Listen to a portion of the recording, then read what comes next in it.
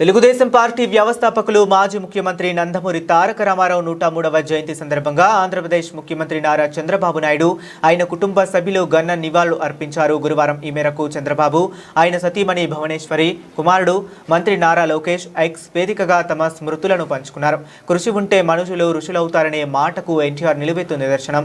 తెలుగు ప్రజల గుండెల్లో చిరస్థాయిగా నిలిచిపోయిన కారణ జన్ముడు, సినీ రాజకీయ రంగాల్లో ధృవతారగా వెలిగిన ఆయన తెలుగు ప్రజల జీవితాల్లో మార్పులు తెచ్చిన ఆధునిక సంఘ సంస్కర్త అని ముఖ్యమంత్రి చంద్రబాబు తన పోస్టులో పేర్కొన్నారు.